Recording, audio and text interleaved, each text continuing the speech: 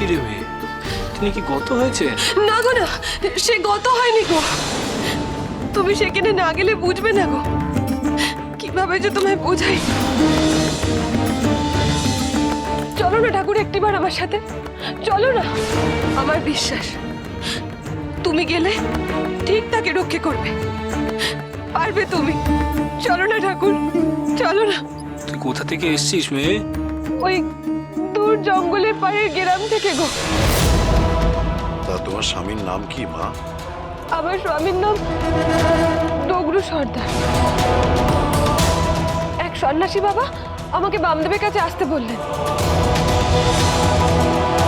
তাই তো তোমার কাছে এলাম গো, তাই তো এলাম। আমার স্বামীরে তুমি রক্ষে করো ঠাকুর, আমার স্বামীরে তুমি রক্ষে করো। বাবা, এটা কান্না দেখে সত্যি খুব কষ্ট হচ্ছে রে। তুই দেখ না ওর স্বামীকে তুই উদ্ধার করতে পারিস কিনা।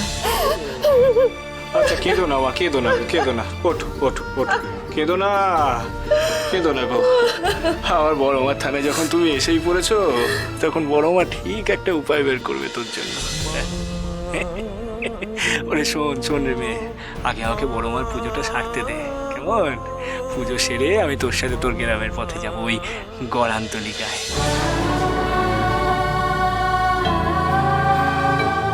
বাবা ঠাকুর, আমি কিন্তু তোমায় একা কিছুতেই যেতে দেবো না, আমি যাবো তোমার সঙ্গে। আমিও যাব। ও বাবা, তোমরাও যাবে? বেশ বেশ, ধরো কাকা, তাহলে তুমি আর বললাম না, যেও আমার সাথে গো। তাহলে এই ব্যাপার, ফুলমতি তার স্বামীকে উদ্ধার করার জন্য বামদেবের কাছে এসেছে। তাহলে আমাকেও তো কিছু করতে হচ্ছে। বামদেবকে তো ছেড়ে দেওয়া যাবে না। দেবী, দেবী সুদূর গ্রাম থেকে আসা ফুলমতিকে দেখে ওই কালনেমী ভৈরবী এত চমকে গেল কেন? ফুলমতির স্বামীর কারণে ওর জীবনে সর্বনাশ ঘনিয়ে এসেছে দেবী, আর এই সর্বনাশের মূল কারণ কালনেমী ভৈরবী।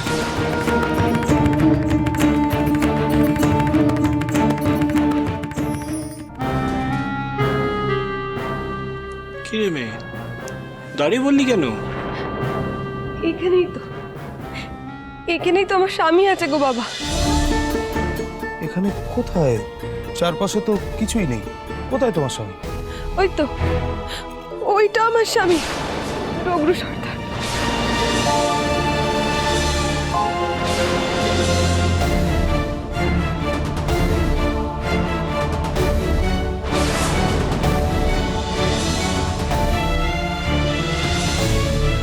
এ কি রে মেয়ে, এ তো একখণ্ড পাথর।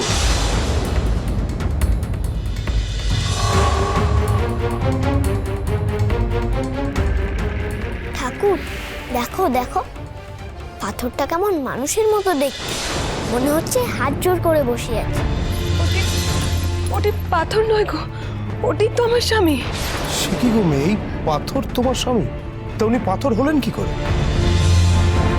দেখ রে মেয়ে, মানুষ তো হয় জীবিত বা মৃত, কিন্তু এমন জীবন্ত মানুষ পাথর হয় কেমন করে? তা তা তোর স্বামী কতদিন এমন পাথর হয়ে আছে?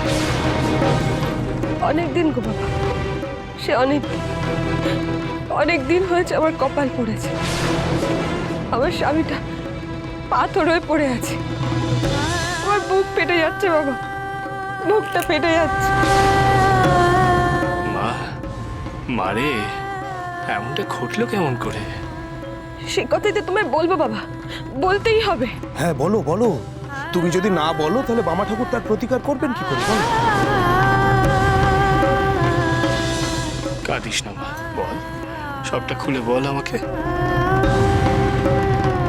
সেদিন আমি আর আমার স্বামী ডগরু সর্দার সারা জঙ্গল ঘুরে ঘুরে শিকার খুঁজছি।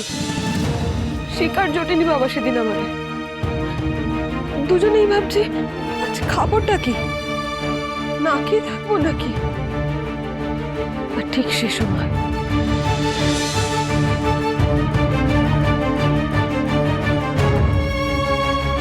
বুঝলি বউ, আজ মনে হচ্ছে কোনো শিকার জুটবে না রে। বনের পশু পাখিরা সব কোথায় যেন লুকিয়েছে আমাদের দেখে। চল একটু ওই দিকটা দেখি।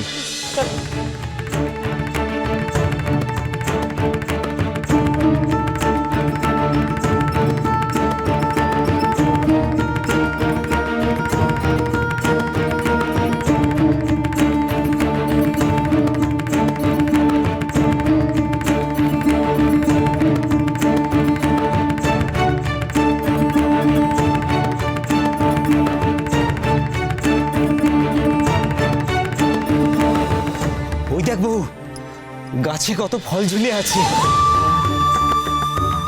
আজকের দিনটা না হয় আমরা ফল খেয়েই কাটাবো।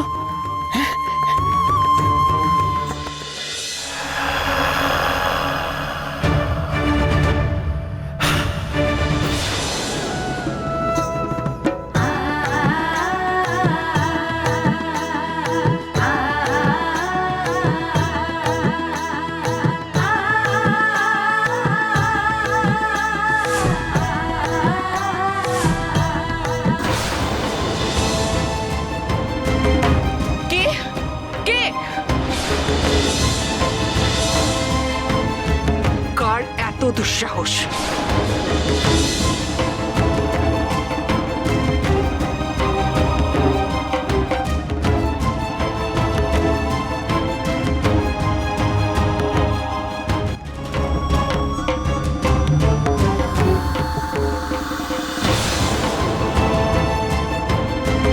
সর্বনাশ, এটা কি হলো রে বউ?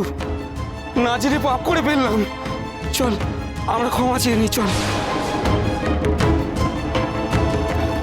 মা মা মা গো, ক্ষমা করে দাও, ক্ষমা করে দাও। তুমি যে এখানে বসে সাধনা করছো আমরা বুঝতে পারিনি মা, ক্ষমা করে দাও। খুব বড় ভুল হয়ে গেছে মা, ক্ষমা করে দাও। তোর জন্য আমার তপস্যা ভেঙেছে, তোকে আমি ক্ষমা করব না। তোকে আমি চরম শাস্তি দেব, চরম শাস্তি দেব। মা গো, মা ক্ষমা করো মা, আমার স্বামী তোমায় দেখতে পাইনি মা। মা আমি তোমাকে দেখলে তাহলে কি তীর ছুটতাম মা? ক্ষমা করে দাও মা, ক্ষমা করে দাও, ক্ষমা করো, ক্ষমা করো মা, ক্ষমা করো। চুপ কর, ওঠ ওঠ এখান থেকে। তোদের দুজনকেই আমি এই পাপের কারণে শাস্তি দেব।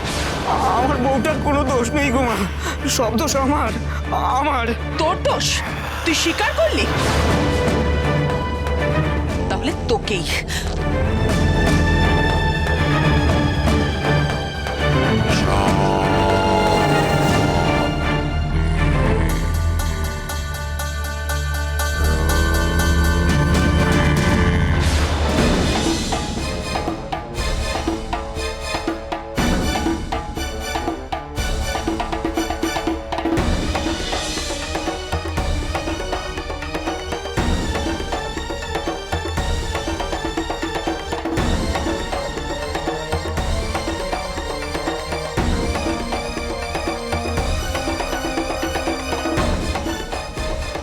মা, এ তুমি কি করলে মা?